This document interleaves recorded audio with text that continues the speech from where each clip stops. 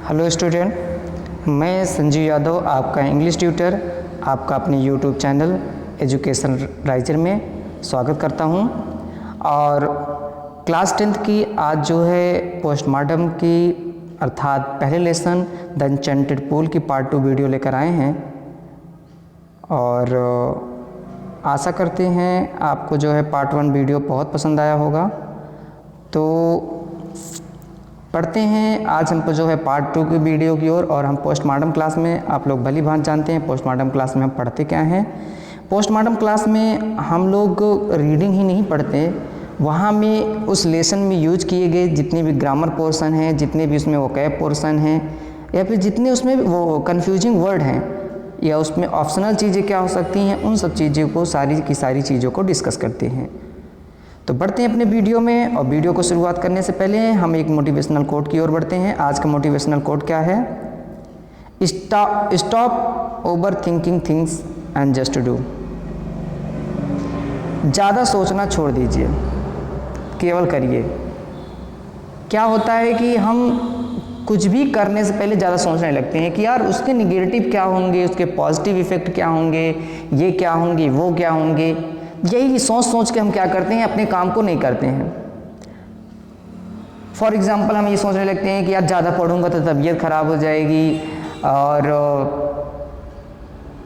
ज़्यादा पढ़ेंगे तो बीमार हो जाएंगे, ज़्यादा करेंगे तो ये हो जाएगा। आप ज़्यादा ओवर थिंकिंग करने लगते हैं। या फिर आप सोचने लगते हैं कि मुझे ज़्यादा पढ़ने से इतनी सक्सेस मिलेगी या उतनी मिलेगी। ये सब सोच सोच के क्या करते हैं कि वो सोचते रहते हैं, करते नहीं हैं। तो आपको करना क्या है आज से? Stop over thinking things and just do. आपको चीज़ों को सोचना नहीं है, केवल करना है। बेहतर रोज करना है आज। और हाँ, हमेशा अपने आप से कंपटीशन कीजिए, किसी दूसरे से नहीं। आज जो बेहतर किए हैं उससे अच्छा बेहतर हम कल करेंगे, और कल जो बेहतर किए हैं उससे अच्छा बेहतर हम परसों करेंगे। ऐसे ही अपने आप में बेहतर बेहतर करते जाएंगे तो हम एक दिन बहुत ही बेहतर निकल के आएंगे। तो अपने वीडियो की शुरुआत करते हैं। पार्ट 1 हमने जो है डिस्कस कर लिया है। अगर आपको पार्ट 1 वीडियो देखनी है तो आप जा करके हमारे प्लेलिस्ट में पोस्टमार्टम क्लास में जा करके विजिट कर सकते हैं, वहाँ पे वीडियो है, आप उसको देख सकते हैं। तो बढ़ते हैं अपने वीडियो की ओर।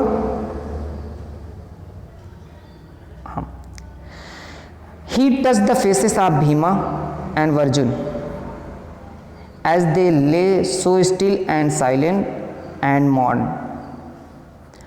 उसने स्पर्श किया भीमा और अर्जुन के चेहरे को, एज दे जैसा वे लेटे हुए थे, सो स्टिल बहुत ही स्थिर और शांत और दुखी।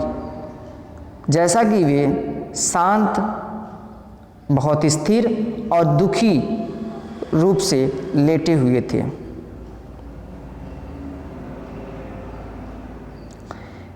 Was this to be end of all oaths? ओज मतलब होता है प्रतिज्ञाएं। देखिए यहाँ पे वाज से शुरू हुआ है और हमने जो है ट्रांसलेशन में डिस्कस किया है, तो यहाँ सेंस क्या निकलेगा? क्या क्या यह हमारी प्रतिज्ञाओं का अंत है? क्या यह हमारी सारी प्रतिज्ञाओं का अंत है?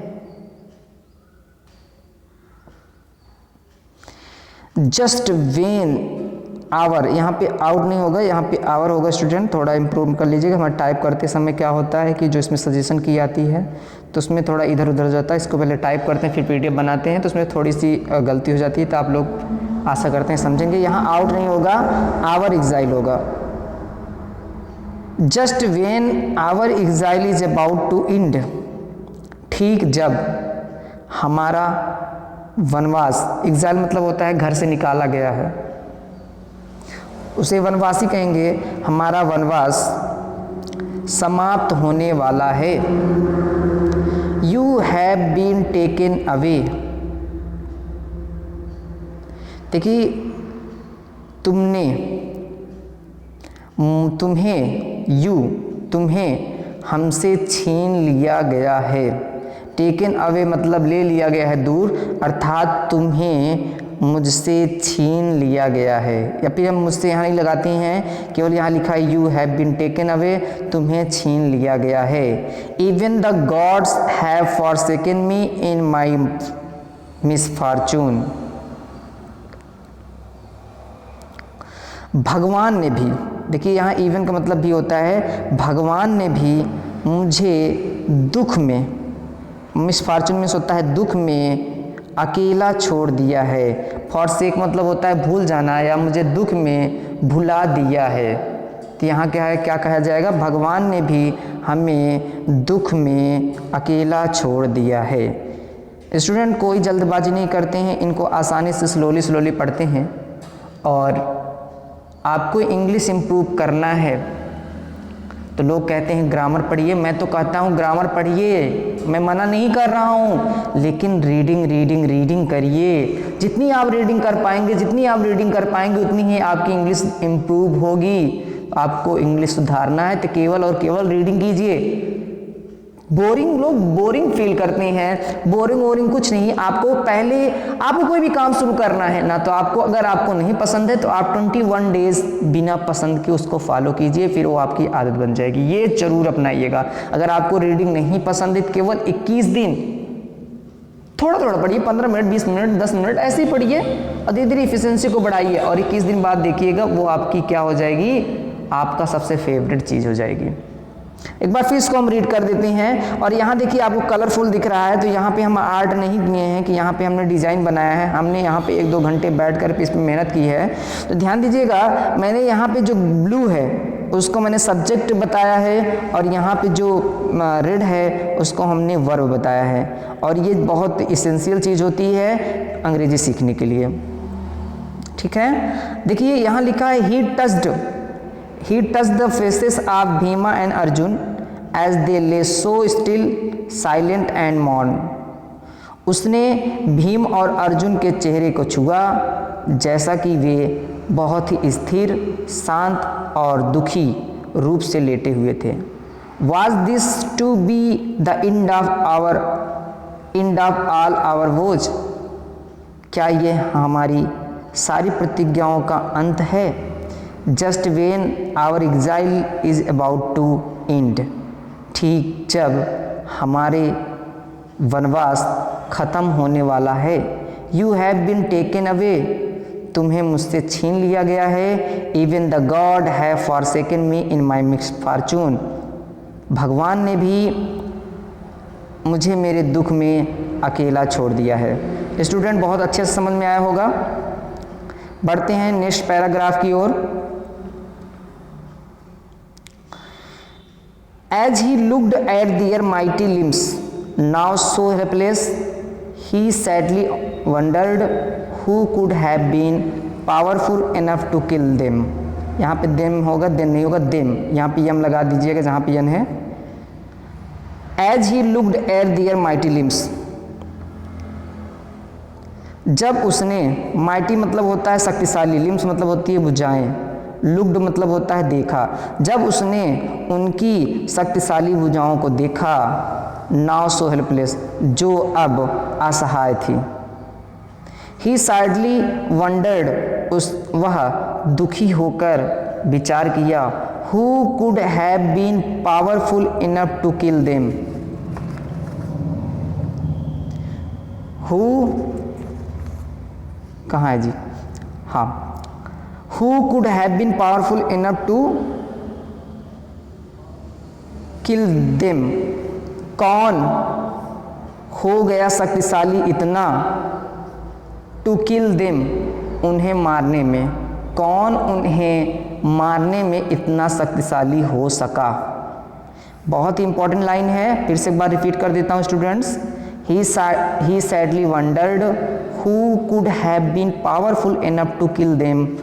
वह दुखी होकर विचार किया, कौन इतना शक्तिशाली हो सका उन्हें मारने में। ठीक है स्टूडेंट, आगे बढ़ते हैं। Then he too descended into pool.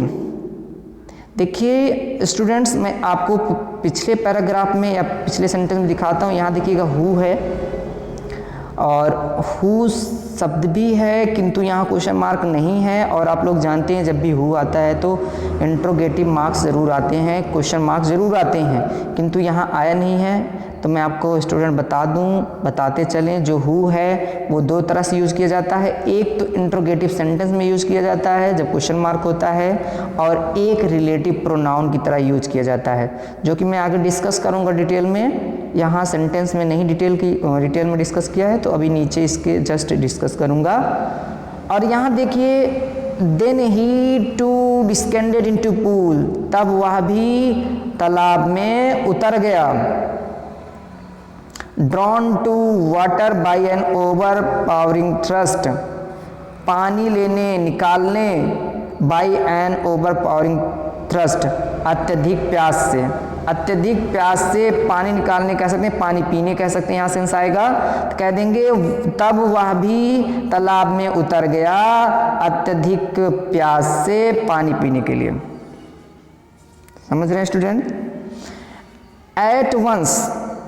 Eight once without form word, at once दवाइज विदाउट फॉर्म वर्ड, अचानक आवाज बिना रूप के चेतावनी दी। ये इसकी ज्यों की त्यों हिंदी है, लेकिन इसको सेंस में जाएं तो कहेंगे अचानक अदृश्य आवाज ने चेतावनी दी। एक बार स्टूडेंट फिर से इस पैराग्राफ को डिस्कस कर लेते हैं, लेकिन इस डिस्कस करने से पहले यहाँ सेंटेंस में देखते हैं एक ग्रामर का पोर्शन है इनटू। देखिए अभी मैं डिस्कस करूंगा इन और इनटू में क्या डिफरेंस है, तब तक आप अगर खुद से आप वीडियो को पॉज कर लीजिएगा और खुद से आप जो है नोट्स में इन और इनटू आप डिस्कस कीजिए, या फिर आप सोचिए कि इनका यूज कहाँ होगा और इनटू का कहाँ यूज होगा। पोस्टमार्टम क्लास का मतलब यही है, केवल हमारे ये मतलब नहीं है कि हम केवल पैराग्राफ को पढ़ लें, हिंदी समझ में आ जाए, मीनिंग समझ में आए, वोकैब बस समझ में आ जाए, बस इतना ही। हमको रीडिंग भी आनी चाहिए, वोकैब भी समझ में आनी चाहिए और ग्रामर भी समझ में आना चाहिए। एक बार हम इसको डिस्कस कर लेते हैं, फिर से जल्दी से डिस्कस करते चलते हैं। As he looked at their mighty limbs now so helpless he sadly wondered who could have been powerful enough to kill them. जैसे ही या फिर जैसा कि या जब उसने उनके शक्तिशाली भुजाओं को देखा जो अब असहाय थे, ही सैडली वंडर्ड, वह दुखी होकर विचार किया कि कौन इतना शक्तिशाली हो सका उन्हें मारने में, या उन्हें मारने में कौन इतना शक्तिशाली हो सका। Then he too descended into pool, तब वह भी तालाब में उतर गया। ड्रॉन टू वाटर, पानी पीने के लिए। By an overpowering thrust, अत्यधिक प्यास से। एट वंस, अचानक। The voice without form warn, अचानक अदृश्य आवाज ने चेतावनी दी। अब आते हैं इसमें ग्रामर पोर्शन में। पहले ग्रामर जो मैंने यहाँ हु का इस्तेमाल किया था, ये क्यों किया था, इसके बारे में डिस्कस करेंगे। और दूसरे ग्रामर हम यहाँ डिस्कस करेंगे कि इनटू का यूज क्यों हुआ है। तो देखेंगे ये हु का यूज क्यों किया गया है। यहाँ पे मैंने बताया कि रिलेटिव प्रोनाउन है। देखिए रिलेटिव प्रोनाउन के मैं कई सारे एग्जाम्पल बता देता हूँ। रिलेटिव प्रोनाउन है क्या? ऐसा प्रोनाउन जो किसी शब्द का संबंध दूसरे सेंटेंस में दिखाता है, मतलब किसी नाउन का संबंध दूसरे सेंटेंस में दिखाता है, उन्हें क्या कहते हैं हम? Relative pronoun. या ऐसा शब्द जिसका संबंध किसी नाउन से होता है उसे हम रिलेटिव प्रोनाउन कहते हैं। जैसे यहाँ देखते हैं, it is Sachin who had won the world cup in 2011। यह सचिन ही था। देखिए जो किसके लिए यूज आया? सचिन के लिए आया है। सचिन क्या है हमारा? सचिन हमारा नाउन है। अब स्टूडेंट मैं आपको डिस्कस कर दूं, सचिन नाउन तो है, तो कौन सा नाउन है? तो आपको बता दूं ये प्रॉपर नाउन है। क्या है बच्चों? प्रॉपर नाउन है। देखिए सचिन के लिए क्या आया है? हु आया है। और मैं आपको बता दूं कि जो लिविंग थिंग होती हैं, लिविंग थिंग मतलब जो जीवित चीजें होती हैं, और स्पेशली पर्सन की बात कर रहा हूं, उनके जो रिलेटिव प्रोनाउन आता है वो क्या आता है? हु आता है। दैट भी आता है कहीं कहीं। तो यहां क्या हो जाएगा? It is Sachin who had won the world cup. यह सचिन ही था जिन्होंने 2011 में विश्व कप जिताया। नेक्स्ट देख लेता हूं। It is village where I born. यह वही गांव है जहां मैंने जन्म लिया। यहाँ पे देखिए जहां आया है और वेयर किसके लिए यूज किया गया है, विलेज के लिए, और विलेज हमारा क्या है भैया, नाउन है। तो ये जो वेयर है ना, ये क्या है हमारा रिलेटिव प्रोनाउन है। आगे बढ़ जाते हैं, देख लेते हैं और सारे सेंटेंस हैं यहाँ पे। This is the book that is very interesting, या वही किताब है जो कि बहुत ही मनोरंजक है। यहाँ पे दैट किसके लिए आया है, बुक के लिए। अब बुक हमारा क्या है, नाउन है, इसलिए दैट हमारा क्या हो जाएगा, रिलेटिव प्रोनाउन। तो स्टूडेंट ध्यान दीजिएगा, प्लेस के लिए वेयर का इस्तेमाल होता है, पर्सन के लिए हु और दैट रिलेटिव प्रोनाउन का इस्तेमाल किया जाता है, और थिंग्स के लिए विच और दैट का इस्तेमाल किया जाता है। देखिए आप परेशान मत होइए, हम एक ही बार डिस्कस नहीं करेंगे, जब जब आएगा, जितने भी मैं पैराग्राफ या जितने भी लेसन को डिस्कस करूंगा, जब जब आएगा वहाँ पे मैं इसके बारे में डिस्कस करूंगा, जिससे आपको क्या हो जाएगा, एकदम रट जाए या एकदम समझ में आ जाए, कभी भी कोई एकदम कॉन्सेप्ट क्लियर हो जाए। नेक्स्ट बढ़ते हैं। अब आपको स्टूडेंट बता दूं इन और इनटू में डिफरेंस क्या होता है। देखिए इन जो होता है वो मोशनलेस होता है, और इनटू क्या होता है, मोशन में होता है या फिर चेंज इनटू फॉर्म होता है। ठीक है, जैसे मैं यहां डिस्कस कर लेता हूं, the teacher came into the class, teacher class में आए। तो यहां देखिए टीचर क्या हुआ, मूवमेंट हुई, बाहर से अंदर आ रहे हैं, इसलिए केम इनटू लगा है। और कहीं लिखा रहे, अब इसी के स्थान पे हम ये भी लिख सकते हैं, the teacher enter the class. मैं इंटर बार बार कहता हूँ, और इंटर के बाद कभी इन का इस्तेमाल नहीं किया जाता है, इंटर के बाद कभी इन का यूज नहीं किया जाता है। ये स्पेशली 12th के लिए या फिर आपके लिए भी, 10th में भी आपका एक पीरियड का पार्ट बनता है। इंटर के बाद इनटू का इस्तेमाल नहीं किया जाता, क्योंकि इंटर बना ही कम प्लस इन से है। नेक्स्ट देख लीजिएगा, सेंटेंस में क्या है, the teacher was teaching in the class. अब यहां क्या करना है, इन क्यों यूज किया गया है, क्योंकि ये मोशनलेस है, टीचर पहले से ही क्लास में है, इसलिए क्या हो जाएगा, मोशनलेस है। यहां पे हम इनटू का यूज नहीं करेंगे, कहीं लिखा है the teacher was teaching into the class, तो ये आपका एरर का पार्ट है और यहां पे गलती आपको मिलेगी।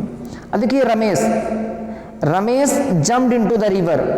अब क्या कर रहा है रमेश, इसकी क्या है, मूवमेंट है, रमेश गया और दौड़ करके नदी में कूद गया, तो वहां पर क्या आ जाती है, मूवमेंट की बात आ जाती है। तो आपको स्टूडेंट बहुत अच्छे समझ में आया होगा इन और इनटू का डिफरेंस।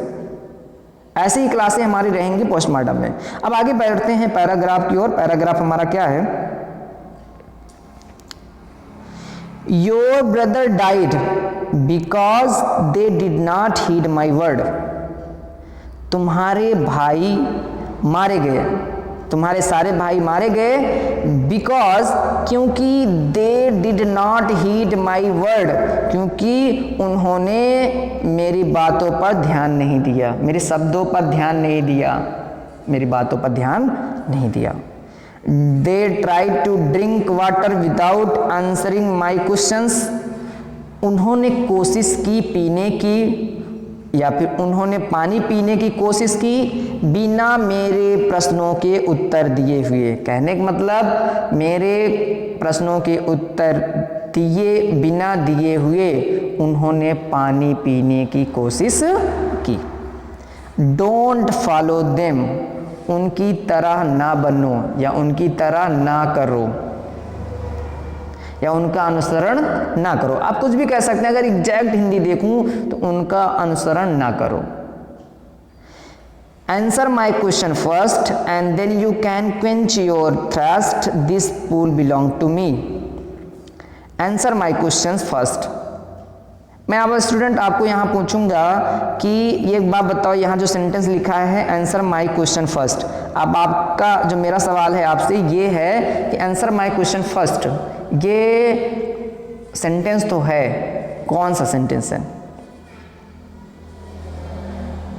आशा करता हूं आप लोग ने बता दिया होगा या फिर मन में सोच लिया होगा, ये आपका इंपरेटिव सेंटेंस है।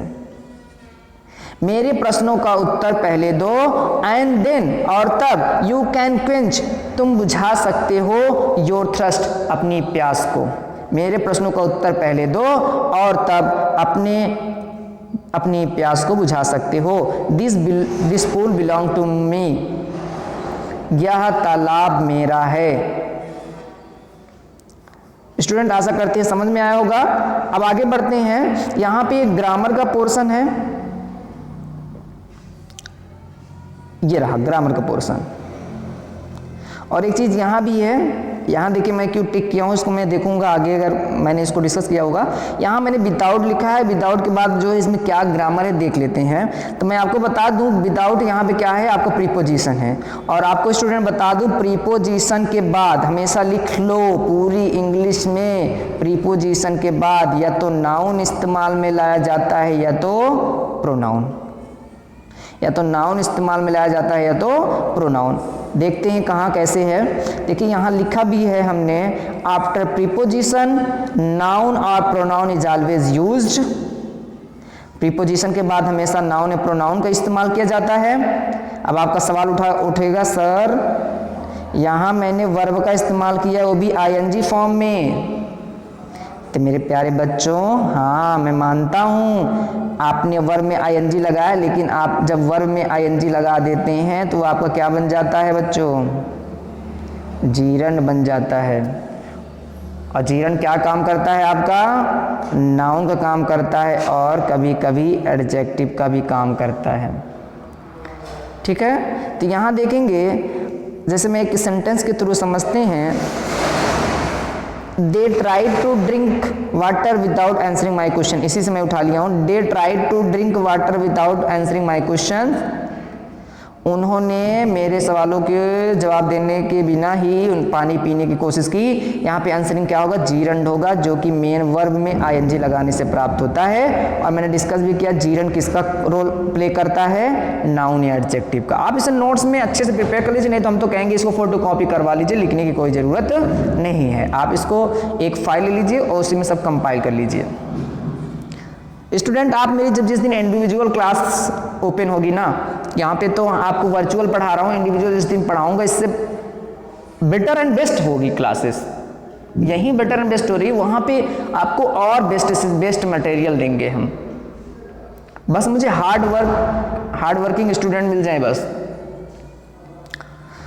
तो आगे बढ़ते हैं, आशा करते हैं जल्दी ही मिले हम क्लास में। यहाँ देखिए मैंने यहाँ पे जो 4th नंबर लगाया था, यहाँ पे डोंट फॉलो देम, यहाँ मैंने इसको 4 नंबर लगाया, जिसमें मैंने ग्रामर डिस्कस की बात की थी। ये ग्रामर ये है कि क्या है, इम्परेटिव सेंटेंस है। और इम्परेटिव सेंटेंस मैं बताया भी था इंडिविजुअल क्लास में, आपको यहाँ भी बता रहा हूँ। जो इम्परेटिव सेंटेंस होते हैं उसमें 3 ही रूप होते हैं इम्परेटिव सेंटेंस के। एक या तो एडवाइस हो सकता है, ऑर्डर हो सकता है, रिक्वेस्ट हो सकता है। केवल 3, एडवाइस, ऑर्डर और रिक्वेस्ट। वो सेंटेंस को पढ़ने से आपको पता चलेगा कि ये क्या है। जैसे मैं सेंटेंस देखते हैं, get out, don't be lazy. देखिए मैं आपको जब भी बताऊंगा कि कभी भी किसी भी सेंटेंस में, हर एक सेंटेंस में सब्जेक्ट और वर्ब होता है। यहाँ लिखा है गेट आउट, अब यहाँ पे कहोगे सब्जेक्ट नहीं है, तो यहाँ पे सब्जेक्ट छुपा होता है यू। और यहाँ लिखा है डोंट बी लेजी, आप आलसी मत बनिए, तो यहाँ पे सब्जेक्ट क्या छिपा है, यू। और आपको बता दूं इंपरेटिव सेंटेंस में क्या होता है, यू सब्जेक्ट छिपा होता है जिसको लिखा नहीं जाता। अब जैसे लिखा है please give me a glass of water, ये क्या है, ये रिक्वेस्ट है। और ये क्या है, ये ऑर्डर है। और ये क्या है, एडवाइस है। तो जो इंपरेटिव सेंटेंस है वो कितने पार्ट में मिलकर बने होते हैं, मतलब कितने टाइप के उसमें सेंटेंस होते हैं, एडवाइस, रिक्वेस्ट और ऑर्डर। नेक्स्ट बढ़ते हैं लास्ट पैराग्राफ की ओर। तो लास्ट पैराग्राफ क्या है, it did not take Yudhishthir a moment to understand that these could be none other than word of यक्ष। क्या लिखा है, it did not take Yudhishthir a moment। तो यहां क्या हो जाएगा, युधिष्ठिर ने एक भी क्षण नहीं लिया, it did not take नहीं लिया युधिष्ठिर ने a moment एक भी क्षण, टू अंडरस्टैंड समझने में, दैट कि दीज कुड बी नन या कोई और नहीं हो सकता है, अदर देन वर्ड ऑफ यक्ष यक्ष के शब्दों के सिवाय।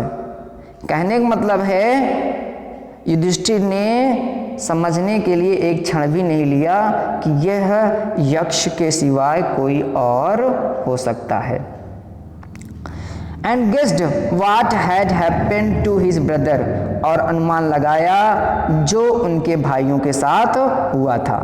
It took him no time to see a possible way of bringing them back in life, और समय नहीं लिया। इट टुक हिम, और क्या हुआ, और थोड़ा भी समय नहीं लगा, टू सी देखने का, एक पॉसिबल वे एक संभावित रास्ता, of bringing them back in life उन्हें जीवित करने का। यहाँ देखिए फिर मैं स्टूडेंट यहाँ मैंने क्या किया है, येलो से किया है। देखिए यहाँ ऑफ क्या है, प्रीपोजिशन है, और ऑफ के बाद क्या है आपका नाउन होना चाहिए, नाउन नहीं है, द ब्रिंग है। अब ब्रिंग क्या है, वर्ब है। तो यहाँ ऑफ ब्रिंग नहीं होगा, कभी भी आप देख लीजिएगा ऑफ ब्रिंग नहीं होगा। और स्टूडेंट जो मैं अप्रोच अपनाया हूँ ना, अगर मैं ये अप्रोच हमारे अप्रोच को फॉलो करते चले गए, ये टॉपर अप्रोच है और ये अप्रोच हमारे फॉलो करते चले गए, जैसे ही आप इंटर पास आउट होंगे, जैसे ही आप कॉम्पिटिटिव एग्जाम में आप अपीयर होंगे, क्योंकि आप जानते होंगे कि मैं खुद ही एक कंपटीटर हूँ, मैं खुद ही एक कंपटीशन के स्टूडेंट हूँ, और अभी मैं कंपटीशन की तैयारी चल रही है मेरी, तो मैं अपनी ही अप्रोच को यहाँ फॉलो करवा रहा हूँ, क्योंकि मैं जानता था मेरे ऑब्स्टिकल क्या है, जो मैंने गलती की वो मैं आपको गलती नहीं करने दूंगा। और यही अप्रोच आप अपनाएंगे, डेफिनेटली जैसे ही इंटर आप पास आउट होंगे आपको कंपटीशन में इंग्लिश में कोई प्रॉब्लम नहीं होगी। बस ये अप्रोच को आप फॉलो कीजिए बस। तो यहाँ देखिए स्टूडेंट, ऑफ के बाद मैंने क्या कहा है, मैंने कहा नाउन या प्रोनाउन का यूज होगा। तो यहाँ सर नाउन या प्रोनाउन नहीं है, वर्ब है ब्रिंग, और ब्रिंग जो है केवल ऑफ ब्रिंग नहीं होगा, ऑफ ब्रिंगिंग होगा। अब आपका होमवर्क क्या है, आप बुक उठाइएगा, आप बुक में कहीं भी प्रीपोजिशन देखिएगा, प्रीपोजिशन के बाद देखिए कहीं वर्ब तो नहीं है, नाउन और प्रोनाउन के अलावा कहीं वर्ब तो नहीं है, नाउन और प्रोनाउन के अलावा कुछ भी नहीं मिलेगा आपको। तो यहाँ पे मैंने अगर वर्ब है तो उसमें आईएनजी फॉर्म लगा के नाउन बना देंगे। अब देखिए हम आगे बढ़ते हैं, एक बार फिर इसको डिस्कस कर लेते हैं। It took him no time to see possible way of bringing them back in life, उन्हें जीवित करने में एक संभावित रास्ता देखने में थोड़ा भी समय नहीं लगा। He said to bodiless voice, उसने बिना शरीर की आवाज से कहा। ये ज्यों की त्यों हिंदी है, बाकी सेंस में देखें, उन्होंने अदृश्य आवाज से कहा, please please ask your question, कृपया अपने प्रश्नों को पूछिए। स्टूडेंट आशा करते हैं आपको वीडियो बहुत पसंद आएगा, बहुत बहुत ज़्यादा इंटरेस्टिंग मेरा सेशन रहा होगा। बस हमारे सेशन को और हमें प्रोत्साहित करने के लिए बस आपको करना क्या है, लाइक करना है, कमेंट करना है और ज़्यादा से ज़्यादा लोगों के पास शेयर करना है, जो कि अभी पेड क्लास या फिर इंडिविजुअल क्लास या फिर लॉकडाउन के कारण पढ़ने में असमर्थ हो रहे हैं। और अगर हमें ज्वाइन करना चाहते हैं तो आप हमारे कॉन्टैक्ट नंबर या फिर हमारे address Growthico classes Prithviganj market Pratapgarh UP में कॉन्टैक्ट कर सकते हैं, या फिर हमारे पर्सनल नंबर पर कोई भी इशू हो आप उसके रिकॉर्डिंग आप हमें जो है मैसेज, व्हाट्सएप या फिर कॉल कर सकते हैं। तब तक के लिए मिलते हैं अगले पार्ट में, पार्ट 3 में वीडियो। तब तक के लिए हैं हम करते हैं साइनिंग आउट।